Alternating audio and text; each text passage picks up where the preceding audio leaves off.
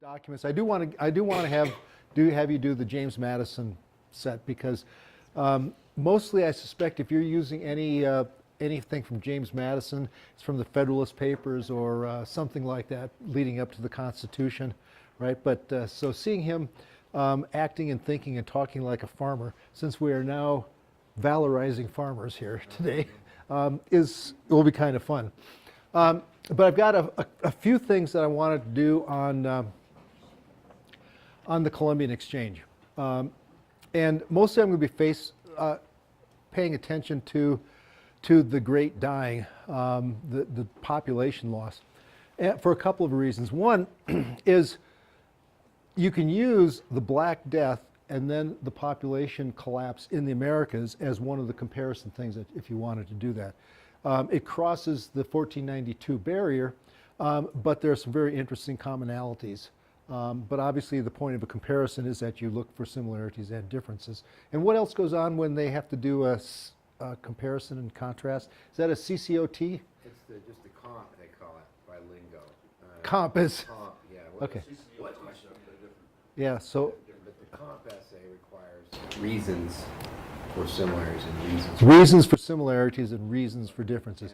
So then they need to know the context. Yes. So they don't have any documents other than they would be told, compare the Black Death of 1347 to 50 with the collapse of populations, and that's it. Yes. Are they given dates so that they sort of, sometimes, okay. All right, well, I'm just really impressed at what you're expecting 10th graders to do, whether it's in art history or world history, because I think back on my when I was that age, and I wasn't a serious person. I'm sorry to say, I don't know if I would have made it through these series of expectations. So we'll do that, and then we'll go back to the other set of documents on species extinction, because I think that's interesting and important. And I wanted to point out one final thing about somebody who has a course plan for AP World History Tech or AP World History course that uses my book, and you can either take a look at that or not and see how somebody else actually utilizes this and puts it into the context of the whole thing, if we have time. Okay, so the Columbian Exchange and the Great Dying in that comparative context, if you will. Okay, so I think, and there's lots of graphics you can use on the Columbian Exchange, and I think this is probably one of the terms that your students are going to have to know and understand. And we know that it is the exchange of plants, animals, bacteria, ideas, peoples, coming in the wake of the Columbian, what do we call it? Encounter, I guess now, with the Americas, and then what happens afterwards. And of course, there is a tremendous amount of exchange, and the exchange actually also goes across the Pacific. It's usually not included in our understanding of the Pacific or the Columbian Exchange, but I'll mention that just a little bit as well. And we know that there is a translation or a transmission of foodstuffs, and the foodstuffs go, again, Europe, Eurasia, and then the Pacific as well. But the most, not necessarily the most significant, and I'll explain to you why, but one of the most gripping stories is the story of what happens to the populations of the peoples of the Americas as a result of the diseases that get transported to the Americas. Smallpox, for the most part, is a major one.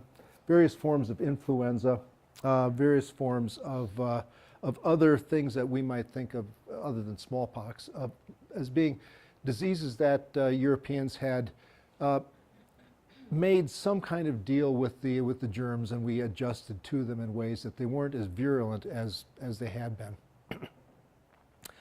So those diseases come to the Americas in various ways.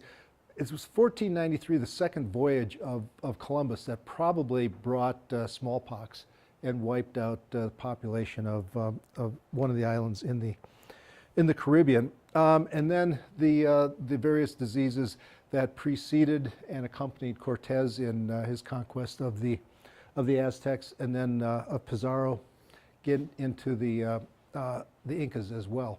So there's many interesting things about the transmission of these diseases, and I'll get into those in a little bit more detail. So Yes. my students will ask, why didn't diseases travel from the Americas to Europe? Yes. How come they didn't have all these Yes. new diseases? So there's two things. Actually, I was going there. So thank you for anticipating. It's not a two-way exchange. The guy who did the work on this, Alfred Crosby, who wrote the first edition of this came out. It's entitled The Columbian Exchange. And by the way, I teach in Southern California, where there is no majority ethnicity in our classrooms. You know, it's about 40% Latino, about 40% Anglo, and then 20% of everybody else. My Latino students are really kind of bummed by calling it the Columbian Exchange. I mean, they don't like it. They're trying to come up with other names for it. And I'm sorry, so if I'm offending anybody by using the term Columbian Exchange, it's the term that we have to use. Alfred Crosby is the one who came up with it. And yes, it does point out that it is Columbus. But he did two things, and I'll get to the surprising part of his argument.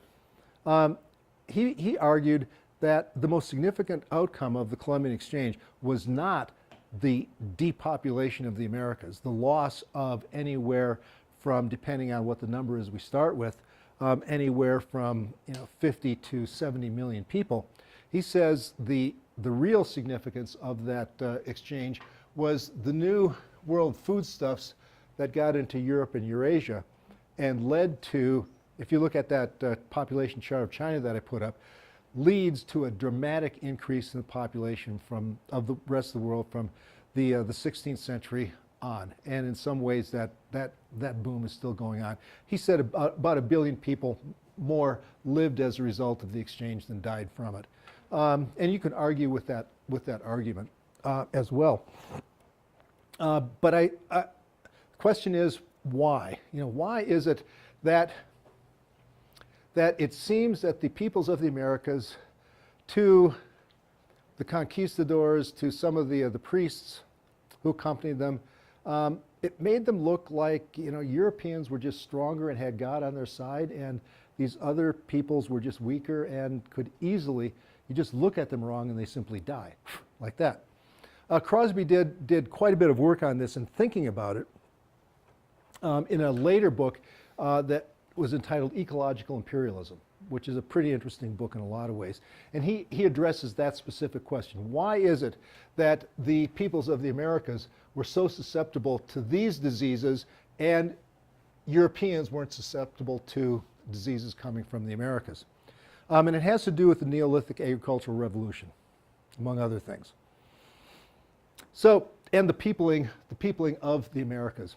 His argument is that the peopling of the Americas, and we're pushing this date back further and further, began during the last stages of the last glacial maximum, when up here we can't see it, but where the cold temperatures took a significant amount of moisture out of the air and deposited it into glacial caps, which lowered the sea level and made a land bridge between over the Bering Strait, what is now the Bering Strait, from Asia to the Americas. Now, we know that some of that first population movement had been dated about 15,000 years ago with arrowheads that were found in the area of Clovis, New Mexico. So that's called the Clovis Point. And that was, for a long time, thought that was the earliest of peoples getting over. But now there's been other excavations that are pushing it back maybe to 20,000 years ago, maybe 25,000. Some are even maybe suggesting 30,000 years ago. So, but the point is that all of those movements people, whether they came 15,000 or 25,000 years ago into the Americas. These are people who are hunter-gatherers. They are maybe not yet pastoralists, but they're hunter-gatherers. They're moving with the game, following it along. And so they came over. And after that, when the last ice age melted, the land bridge was closed off, and the peoples in the Americas were here without any contact with the rest of the world. Now, in Europe and in Asia and in the Middle East, the Neolithic agricultural revolution and development of agriculture begins. And in Crosby's argument, this is a really big deal, because it doesn't happen to the peoples who are here, who had migrated, but it happens to the peoples in the rest of Afro-Eurasia, because many of the communicable diseases that we have jumped to us from animals that we had domesticated and kept in our houses or anyplace else. So chickenpox come from, well, chickens, right? Smallpox probably came from domesticated cattle, a form of cowpox, right? And so most of these communicable diseases came as a result of the domestication and close living of humans with animals after about 9,000 BC. Not just simply in the Fertile Crescent, but elsewhere as well. And then, of course, that gives rise to more populous and dense populations, and so the communication of the disease becomes possible. It becomes to be a communicable disease. And for better or for worse, we have these diseased bodies. We live in these disease pools. And I don't know all of the other communicable diseases. Well, we've got avian flu, right? H5N1 that's hanging around out there from 5 or 10 years ago. There's the SARS, which jumped from humans from civet cats that were being eaten in South China. You got all of these interesting jumps of diseases. So what Crosby argues is that Europeans, Asians, and Africans, after the development of agriculture, lived in a disease pool that they had to adjust to and got pretty well accustomed to, with the exception of the really virulent ones like smallpox. The peoples of the Americas, none. Even in Aztec and Incan, when they get to be huge populations? Perhaps about the only communicable disease that we know of is syphilis. Has that been, That's been pretty well proven. has it? Yeah, again with DNA and genetic testing, it's been pretty well shown to be the case. And I'll give you an example of another case where it was really interesting. We carry around in our bodies. We think of ourselves as a human being, but actually we're multi-species beings. We got all kinds of other animals and bugs living in us and on us. And you roll around with your kids and dogs, and oh man, you got all kinds of stuff. Crosby argues, and there is some evidence, that the peoples of the Americas, and then he uses an example from New Zealand, the Maori, had healthier, less germ-ridden bodies than Europeans. They did not decompose as quickly in various ways. And he cites one example, which is really pretty interesting. It comes from 1700s of one of the English settler colonists in New Zealand, shot in the wars against the Maori, shot a Maori with a musket. He was a Maori king and leader with a musket ball, right? And it turns out that most people die from gunshot wounds and musket wounds, not from the impact, but from from all of the bacteria and crap, all those infections that come with it. So he quotes this one guy as having shot the Maori and looking at him, and he said, over the course of a day, the wound healed itself. Because there was no bacteria in the guy's system to keep the wound open and festering and then killing him off. I mean, I find that really interesting. So that's Crosby's argument, is that these peoples had bodies that were not accustomed to any bacterial influences whatsoever, had no experience with them, and that made the diseases just absolutely virulent. Virgin land epidemics. Because of what they ate too? Oh, there is some evidence that the diets that were heavy on maize without anything else in them leads to various forms of pellagra and other things, but not communicative disease, not bacteria. Yeah. So just really, really interesting. So he says that makes these peoples, and the Maori as well, for different reasons, really susceptible. They don't have the bacteria in them, they don't have experience with it, and the bacteria see a completely open system, that is us, without any defenses, and boom, it can kill them off rather quickly. So that's a fairly long answer to it. But his second book, the one on the ecological imperialism, goes into that in quite a bit of detail. And he has that story. He's got a long chapter on New Zealand and the story about the Maori chief who's shot and he doesn't get infected. Yeah. So bad luck, among other things, for having that happen. Okay, so get to some images here. And we saw from the from the documents on the Black Death that there's some speculation as to how do these diseases get passed on? How does the bug get passed on? What happens? And you've got some evidence of a cough, and smallpox as well as Black Death have different forms, but they are communicable because they're breathed on it. And these are, let's see, these would be from probably the middle of the 16th century. I don't know who is what publication this came in to, but it shows the progression and then the pocking of the body. And what happens, smallpox attacks, like plague did as well, it attacks the vital organs. And then the white blood cells go in and do battle with them, and the white blood cells die and they rise to the surface, and they come in pustules, and that's what makes all these pustules. That's the pox, and that's all the dead white blood cells, all the pus being put onto the body. The rate of in populations where people have had some experience with smallpox, the death rate is 30 to 50%, probably higher among the native peoples of the Americas. But here's some reconstructions of of population and what happened to peoples. Right, the native population of what is now Mexico, and here we've got Peru.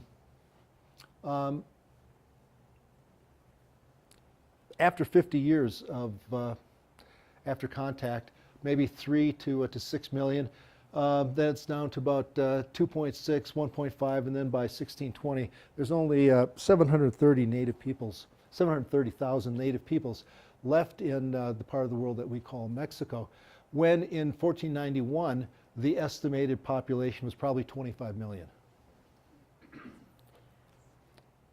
So 25 million to 730,000.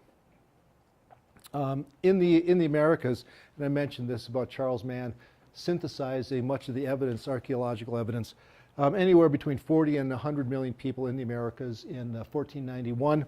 By 1600, 8 million. That is a dramatic drop.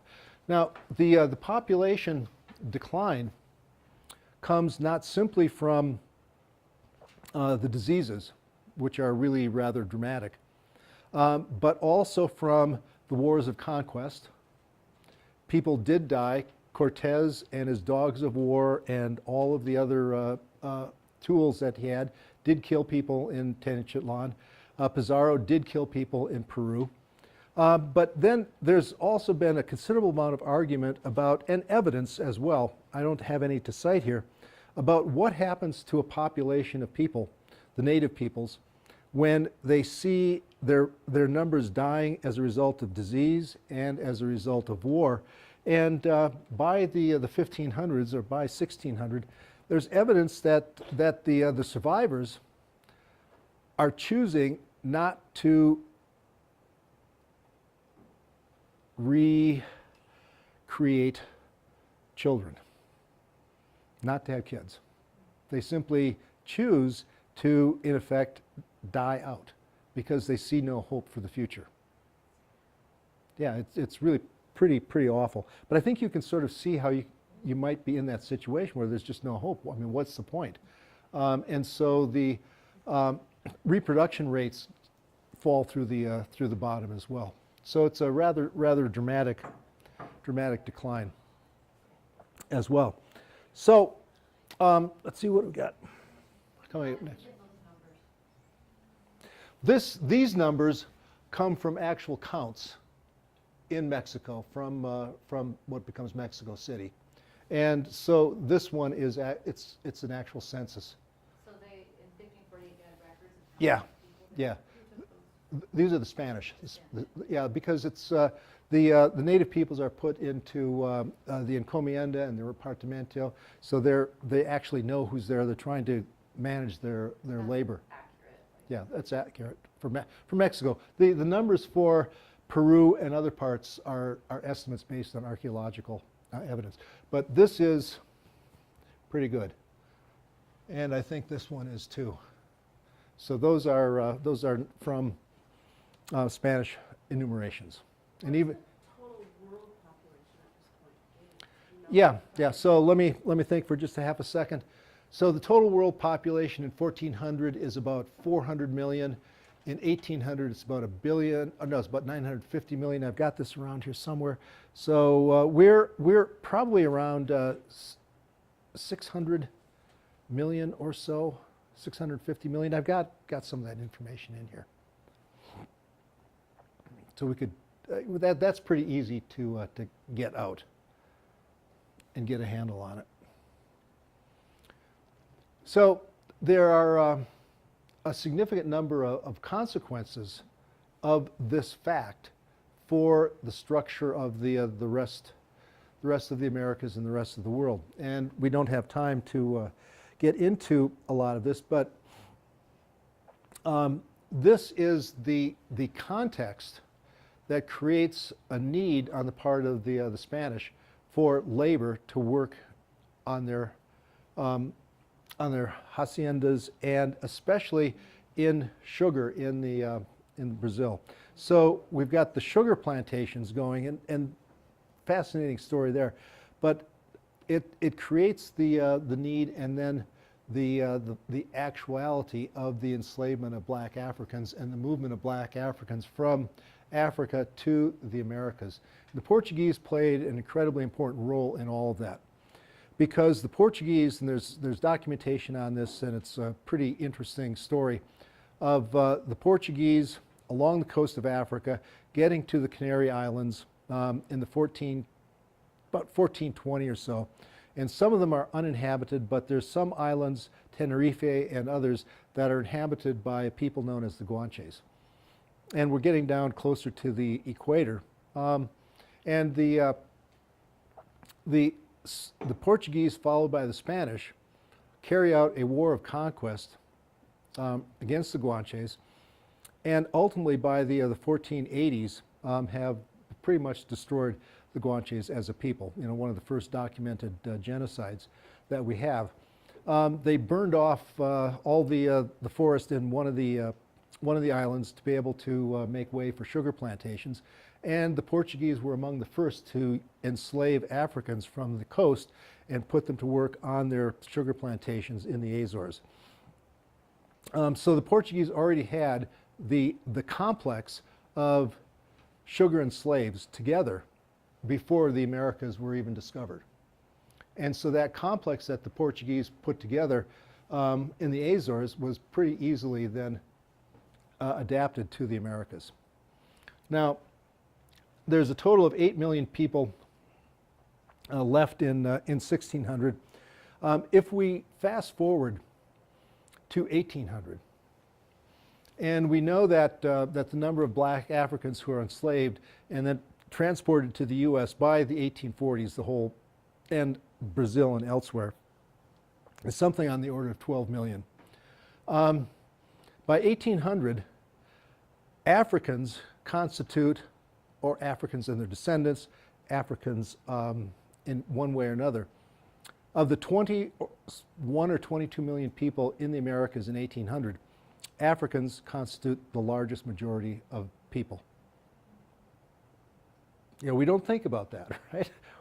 We think about the story of 1800. Well, that's, you know, the American Revolution is over. We've got a constitution. We've got the colonies are getting ready to head off. Let's see, Jefferson is president at the time.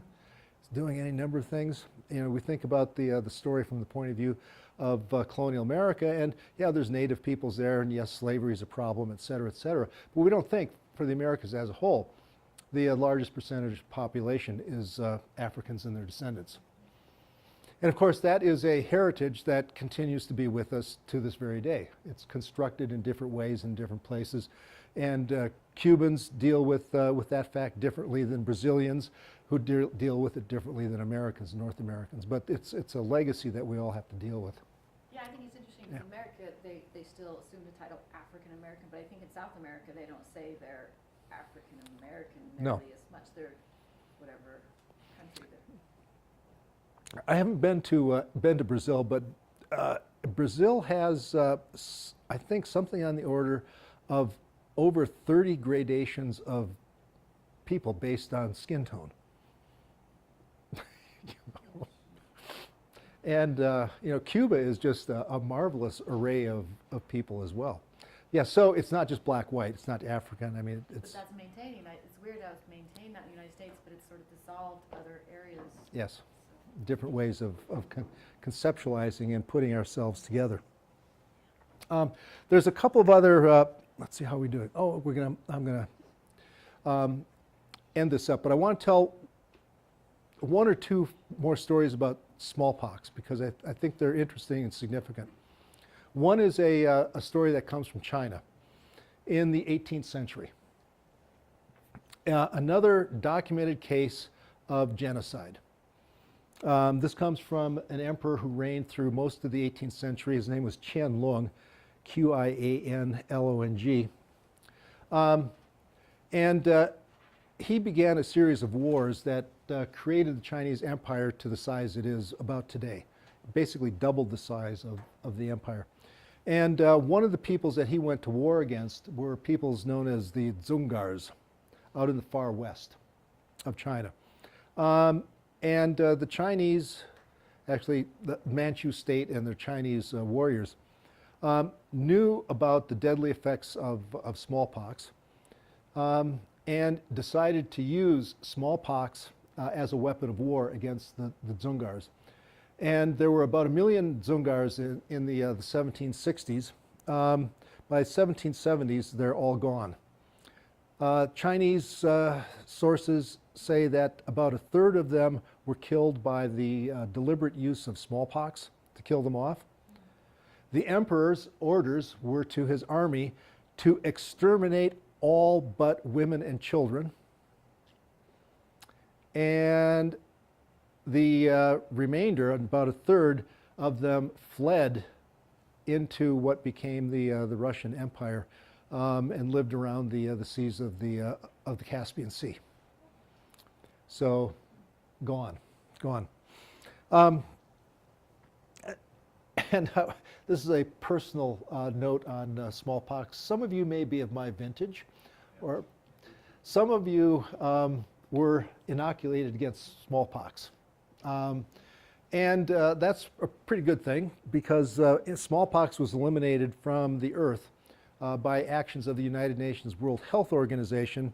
It was pretty clear it was gone by 1975, but it was declared gone from the earth in 1978. And so, let's see, those of you who are younger don't have the not inoculated against the smallpox?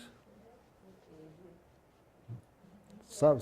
No, I've got So those of us of a certain vintage are. Well, it turns out that the Chinese in the 18th century weren't the only ones to weaponize and think about using smallpox as a biological agent in warfare. The Soviets and the Americans did as well. So there are stocks of weaponized smallpox in the hands of both the American military and the former Soviet military. And it gets a little scarier than that. 2, 3, 4 years ago, there was a story about a researcher at the U.S. Institutes of Health in Maryland, near Washington, who had died. And his co-workers went into his office to clean out his office. And they found in drawers in his office vials full of stuff. And when they tested it, this stuff was weaponized smallpox. You know, you think that loose nukes are a problem. So, you know, But that was again. Increased population. no, I mean, it's not just that, but, you know, the nuclear weapons, the smallpox, weaponized smallpox, that stuff could get loose or be used accidentally as easily as intentionally. And, you know, we're just lucky. Yeah. Okay, so significance. Global interactions, right? Again, that's one of the major themes in the AP World History. The centrality of the rise and fall of the Mongol Empire. We've mentioned the labor supply problems, both in as a result of the Black Death in Europe, right, and then in the Americas as a result of the Great Dying, but with extraordinarily differing outcomes. And this is pretty interesting. Rising wages and then free labor in Europe and slave Africans in the Americas. So when you're doing the comparison, we look at similarities and differences, and we have to explain the similarities and explain the differences. And we can do all of that in pretty interesting ways. And I don't have time to go to climate change. Okay, very briefly. When all those people vanished from the Americas who had been farming, forests grow back in the Americas.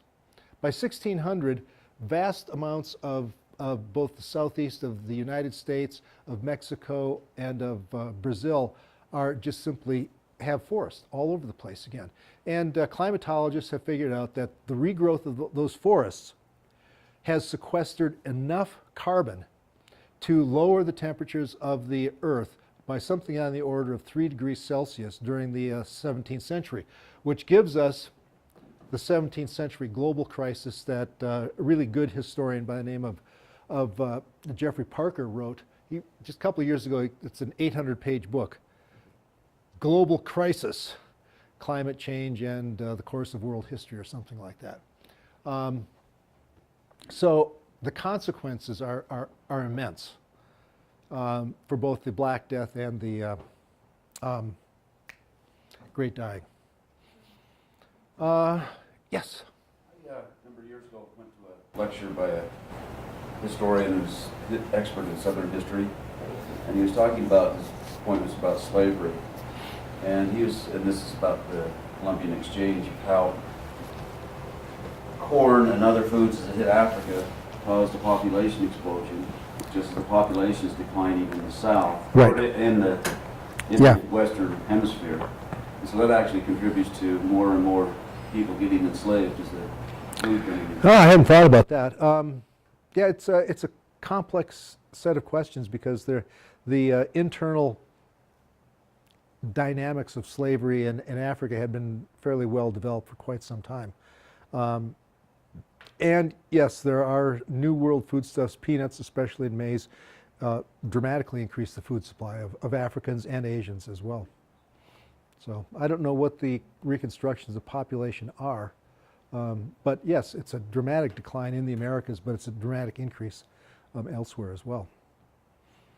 So I would like to give you I'll give you that actually, you have the packet, but I'd like you to just to read, can we just read James Madison on this, you know? Take a look at the first one, because we all know who he is. But remember, if we can go back to where I started today. Oh, this came on, did it come on by itself?